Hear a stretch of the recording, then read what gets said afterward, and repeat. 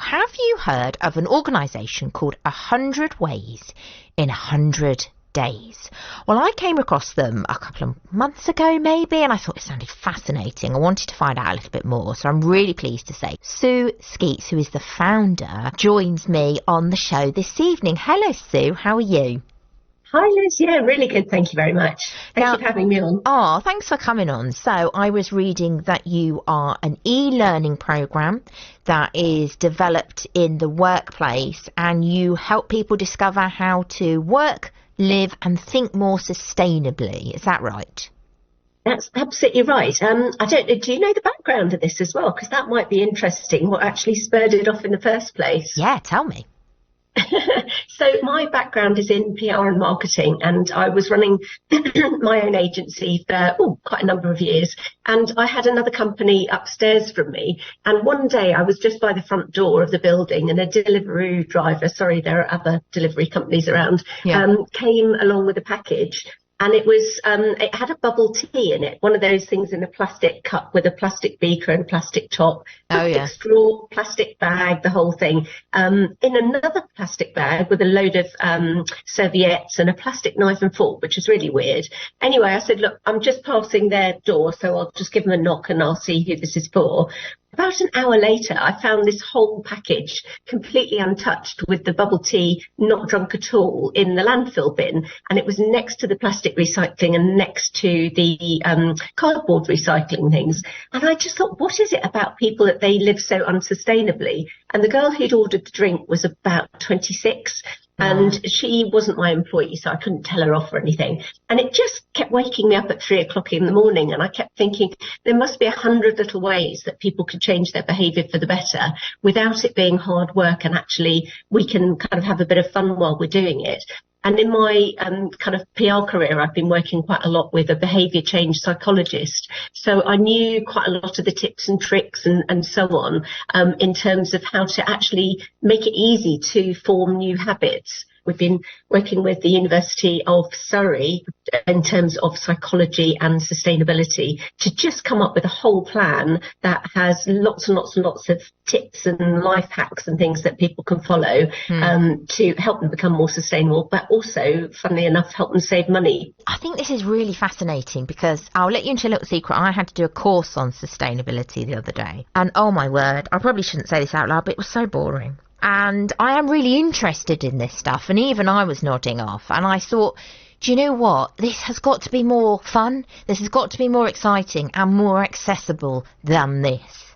Do you know what, if it's actually kind of empowering and interesting and kind of novel, and you're doing it with your work colleagues, then actually it really starts making a difference and it kind of is not heavy duty. So our psychologist says that essentially if you kind of can do things at the same time as your work pals, you kind of almost hold each other accountable in a way, and it becomes normalised. So it's just little things like maybe thinking about using a pencil instead. And actually there's some really fun YouTube videos where you get all these kind of sharpening mindfulness films. And then we've got other modules that we've got things like wear your oldest clothes to work day. So we look at fast fashion, and actually if it were a country, it would be the third largest polluter in the world, which is horrendous. But so this is all about having a bit of a dress up day and maybe wearing your mum's vintage shirt, or we had one lady who wore an amazing sari that I think was 30 years old that her aunt had. And essentially it's thinking about things that actually maybe good quality could last a bit longer, not just whizzing out and buying the latest, strap top or whatever for, £3. Yeah, I really like this. I think it sounds fun. And like I say, I think if we make it fun, it's more achievable and it's more, it's something that you will continue. So is the idea behind this, because obviously it's very new, isn't it, what you're doing, is the idea that someone like me will go to their boss and go, this sounds really good, let's all do it? Hey, I think you've got it in one, Liz. That's the general idea. So, we've been working with the university for the last year, building it up, and we're just at the jump-off point now, which is all really exciting. Brilliant. I'm so pleased you've come on and told us about it, and we get to hear about it almost first. It's brilliant. Absolutely, yeah. No, you're absolutely hot off the presses and got your finger on the pulse and all that, Liz. Fantastic. So, is there a cost involved to businesses who want to take part in it? There is. We're trying to make it as affordable as we can for companies so that it would equate to a couple of cups of Starbucks coffee or something a month. Oh, nice. Another commercial name. So that it's actually, money shouldn't be a barrier. But in actual fact, I think when you go through the course, there are money savings just in terms of people's learnings from what people are doing in terms of saving energy or, all sorts of things like that. Yeah. And plus the individuals save money. Yeah. I mean, I think I have been guilty in the past of thinking, well, I'm just me, or, it's just my family, and actually what difference can little old me make? But I then think of the plastic shopping bags, for instance, and there's very often where I forget my reusable bags and I think, well, one bag's not going to make any difference. But actually you can't think like that, because actually if we all use our reusable bags all the time, just think how many plastic bags we're going to get rid of or don't need to be made anymore. So, absolutely. So yeah, it's just it's just remembering the bags.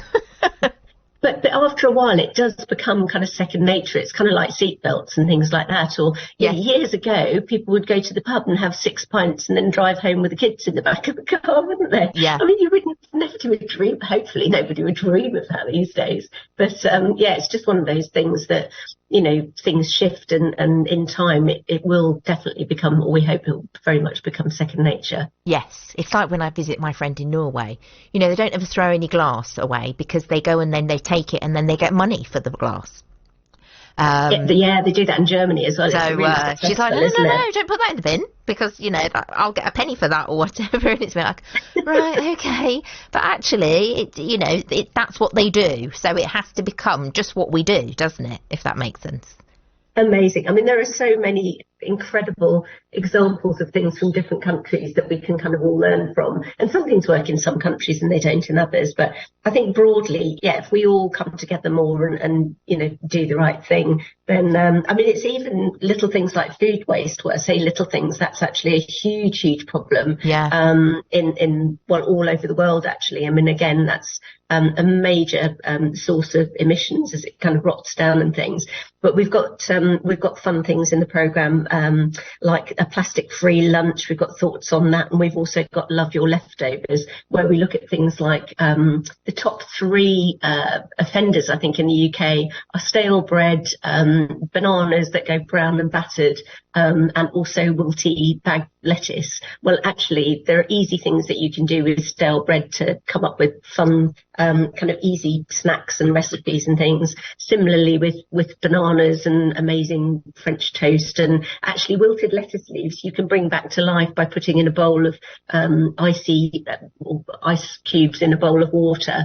And actually, if you pop a sheet of kitchen towel in the bag, it absorbs quite a bit of the moisture, so it tends to kind of make them last longer. Yeah. So all of those kind of things are really. Well, it's funny you mentioned salad leaves. I was just talking to a low-waste chef, Max, earlier, and we were talking about how you can reuse your salad and everything, because when I buy a bag of salad, half of it by day 2 always looks a bit sad.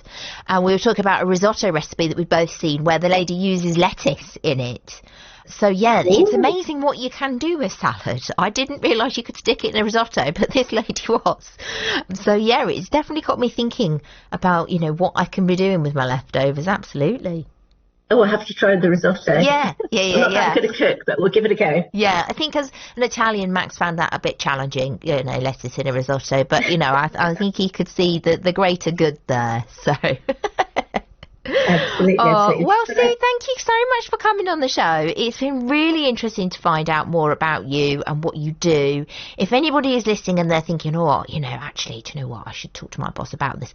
Where do we find more information about 100 Ways in 100 Days? Yeah, so it's at www.100ways, so that's 100 in the number. Yep. 100ways.eco. Oh, I love it. Thank you so much for coming on. Thank you so much for having me, Liz. It was lovely to talk to you. Thank you so much. Thank you so much, Sue. Take care. Take care. Bye now. Take care. Bye now. Take care. Bye now. Take care. Bye now. Take care. Bye now. Take care. Bye now. Bye.